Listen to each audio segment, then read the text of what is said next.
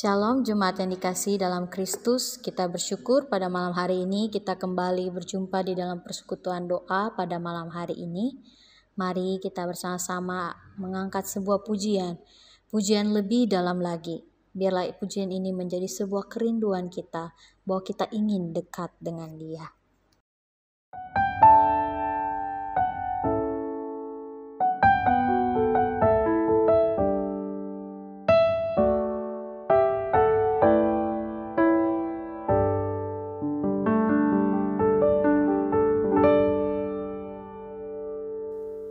Satu hal yang ku rindukan, ya Tuhan, selalu berada di dekat-Mu. Dengan segenap hati, dengan segenap jiwa, ku menanti di hadirat-Mu. Satu hal yang ku rindukan, ya Tuhan, selalu berada di dekat-Mu. Dengan segenap hati, dengan segenap jiwa, ku menanti di hadirat-Mu. Lebih dalam lagi ku rindu Kau, Tuhan, lebih dari segala yang ada.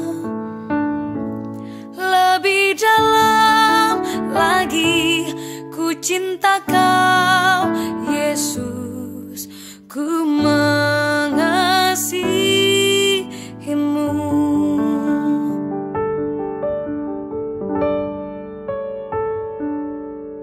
Satu hal yang ku rindukan, ya Tuhan, selalu berada di dekat-Mu. Dengan segenap hati, dengan segenap jiwa, ku menanti di hadirat-Mu. Lebih dalam lagi ku rindu Kau, Tuhan, lebih dari segala yang ada. Lebih dalam lagi ku cinta Kau, Yesus, ku mengasihi-Mu.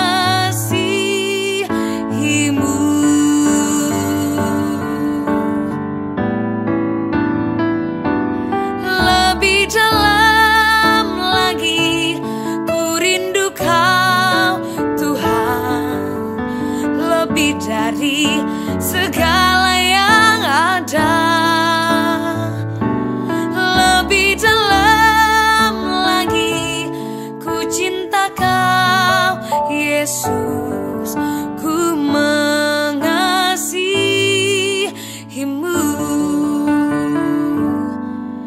Ku mengasihi-Mu.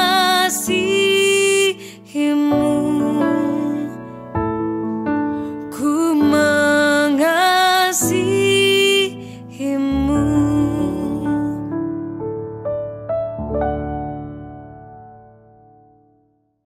Jemaat terkasih, mari kita mempersiapkan hati dan pikiran kita. Kita akan bersama-sama menaikkan setiap pokok doa kita di hadapan Tuhan.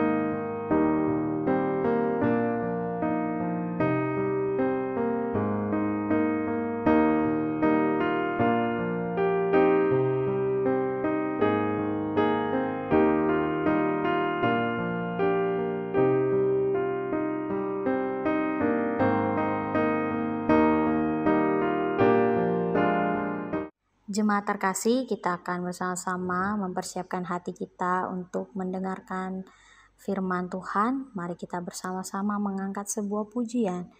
Kusiapkan hatiku Tuhan. Kusiapkan hatiku Tuhan untuk dengar firman-Mu saat ini. Ku sujud menyembah-Mu Tuhan, masuk hadirat-Mu saat ini. Curahkan urapan-Mu Tuhan bagi jemaat-Mu saat ini.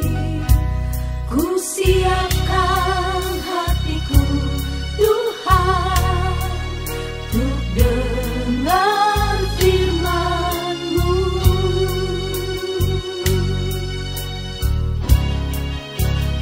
Firman-Mu tiada berubah,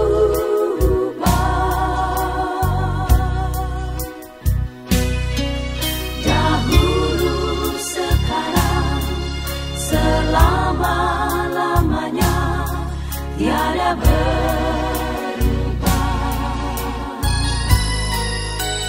Firman-Mu penolong hidupku, ku siapkan hatiku Tuhan untuk dengar firman-Mu.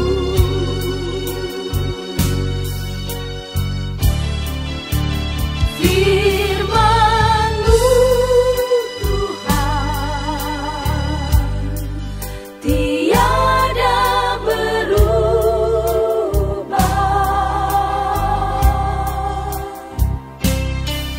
dahulu, sekarang, selama-lamanya, tiada berubah.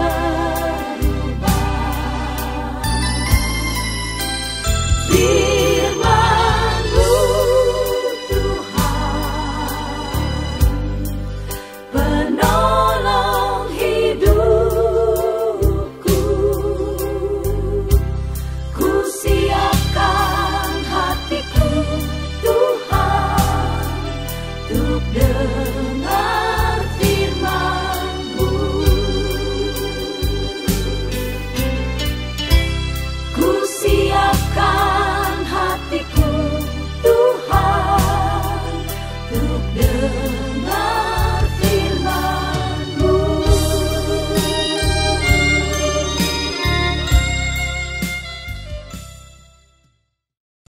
Mari kita berdoa. Bapa Maha Kasih, kami datang kepadamu, kami akan bersama-sama merenungkan firman-Mu. Bapa, tolong kami supaya ketika kami menyimak firman-Mu, kami dapat memahaminya dan kami menghidupinya dalam kehidupan kami hari lepas hari. Terima kasih Bapa di surga, terpujilah nama-Mu, demi nama Kristus Yesus kami berdoa. Amin. Ketika Daud serta orang-orangnya sampai ke Ziklag pada hari yang ketiga, orang Amalek telah menyerbu tanah Negeb dan Ziklag. Ziklag telah dikalahkan oleh mereka dan dibakar habis. Perempuan-perempuan dan semua orang yang ada di sana, tua dan muda, telah ditawan mereka dengan tidak membunuh seorang pun.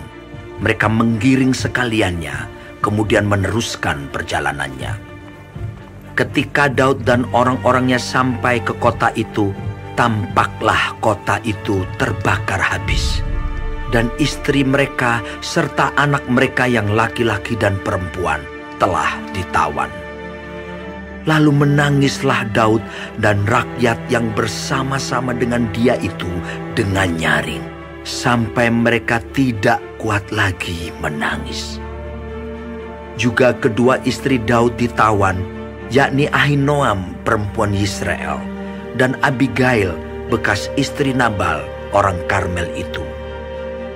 Dan Daud sangat terjepit karena rakyat mengatakan hendak melempari dia dengan batu. Seluruh rakyat itu telah pedih hati, masing-masing karena anaknya laki-laki dan perempuan. Tetapi Daud menguatkan kepercayaannya kepada Tuhan Allahnya. Lalu Daud memberi perintah kepada Imam Abiatar bin Ahimelech, "Bawalah efod itu kepadaku." Maka Abiatar membawa efod itu kepada Daud. Kemudian bertanyalah Daud kepada Tuhan, katanya, "Haruskah aku mengejar gerombolan itu? Akan dapatkah mereka kususul?" Dan ia berfirman kepadanya, Kejarlah, sebab sesungguhnya engkau akan dapat menyusul mereka dan melepaskan para tawanan. Lalu pergilah Daud beserta ke-600 orang yang bersama-sama dengan dia, dan sampailah mereka ke sungai Besor. Sementara orang-orang yang mau tinggal di belakang berhenti di sana. Maka Daud melanjutkan pengejaran itu beserta 400 orang. 200 orang yang terlalu lelah untuk menyeberangi sungai Besor itu berhenti di sana. Kemudian mereka menemui seorang Mesir di padang, lalu membawanya kepada Daud. Mereka memberi dia roti, lalu makanlah ia. Kemudian mereka memberi dia minum air, dan memberikan kepadanya sepotong kue ara dan 2 buah kue kismis. Dan setelah dimakannya, ia segar kembali, sebab ia tidak makan dan minum selama 3 hari 3 malam. Kemudian bertanyalah Daud kepadanya, "Budak siapakah engkau? Dan dari manakah engkau?" Jawabnya, "Aku ini seorang pemuda Mesir, budak kepunyaan seorang Amalek. Tuanku meninggalkan aku karena 3 hari yang lalu aku jatuh sakit. Kami telah menyerbu tanah Negeb orang Kreti dan daerah Yehuda dan tanah Negeb Kaleb, dan Ziklag telah kami bakar habis." Daud bertanya kepadanya, "Dapatkah engkau menunjuk jalan kepadaku ke gerombolan itu?" Katanya, "Bersumpahlah kepadaku demi Allah, bahwa engkau tidak akan membunuh aku dan tidak akan menyerahkan aku ke dalam tangan tuanku itu. Maka aku akan menunjuk jalan kepadamu ke gerombolan itu." Ia menunjuk jalan kepada Daud ke sana, dan tampaklah orang-orang itu berpencar-pencar di atas seluruh daerah itu, sambil makan, minum, dan mengadakan perayaan karena jarahan yang besar yang telah dirampas mereka dari tanah orang Filistin dan dari tanah Yehuda.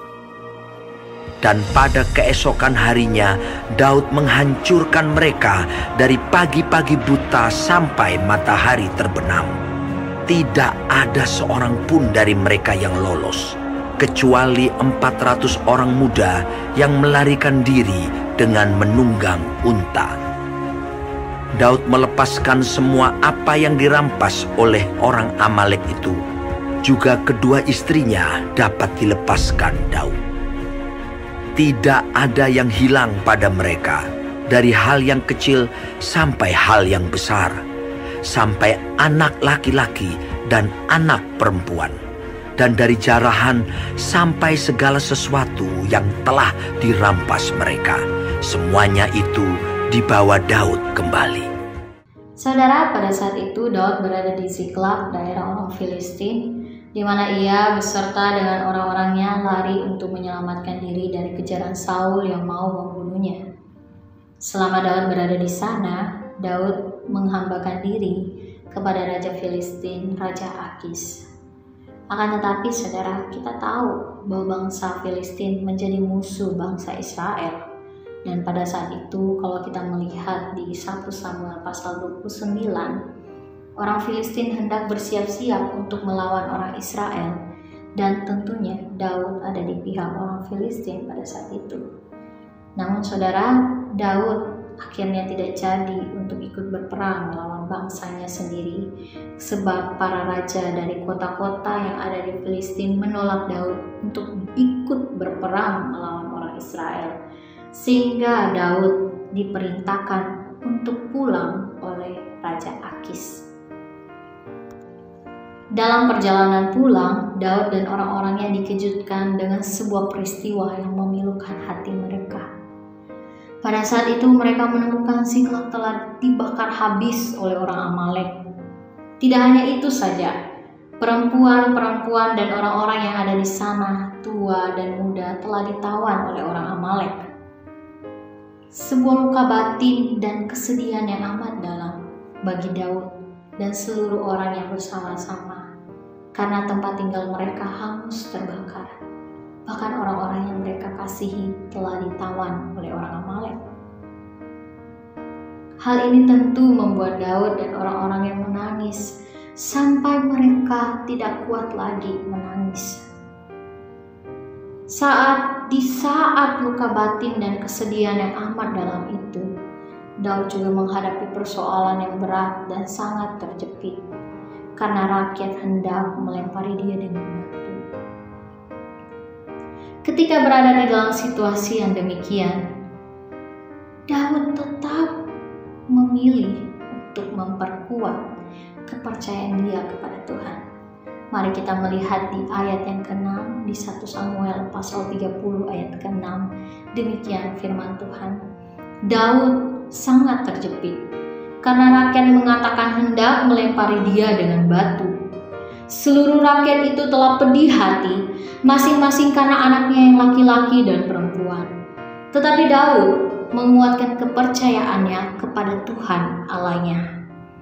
Saudara, di tengah situasi yang demikian, Daud tetap mengambil pilihan yang benar dengan dia menguatkan kepercayaannya kepada Tuhan Allah. Daud sadar betul bahwa ia tidak dapat menyelesaikan masalahnya yang begitu rumit ini. Masalah yang sangat serius ini. Ia membutuhkan Tuhan.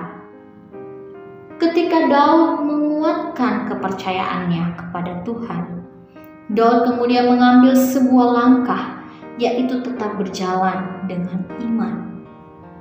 Langkah iman itu terlihat ketika ia bertanya kepada Tuhan, apa yang harus ia lakukan? Ia bertanya apakah ia harus mengejar orang Amalek itu. Ia bertanya dapatkah ia menyusul mereka? Dan Tuhan menjawab Daud, dan ia memimpin dan menolong Daud dengan caranya.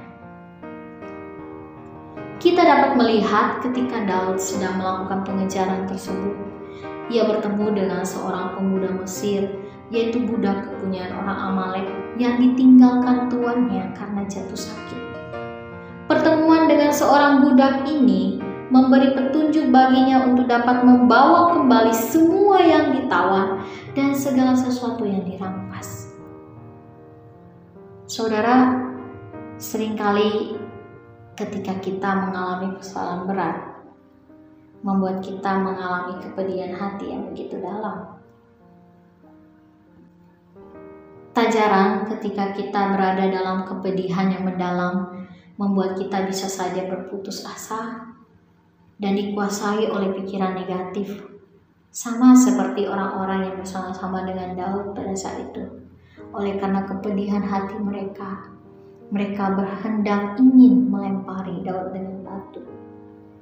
Namun saudara, tidak demikian dengan Daud. Ketika berada dalam situasi yang demikian, Daud malah memperteguh kepercayaannya kepada Tuhan dan tetap melangkah dalam iman, dalam pimpinan dan pertolongan Tuhan baginya. Pada akhirnya, kita melihat bagaimana atas pimpinan dan pertolongan Tuhan, Daud dan pasukannya berhasil menyusul dan mengalahkan orang Amalek dan merampas semua yang sudah dirampas, serta membawa pulang semua orang yang ditawan. Saudara, saya yakin setiap kita sedang menghadapi suatu persoalan hidup yang berat dan tidak mudah untuk dijalani, khususnya dalam masa pandemik ini. Kadang persoalan itu menghimpit batin kita dan memberi kepedihan hati yang dalam diri kita.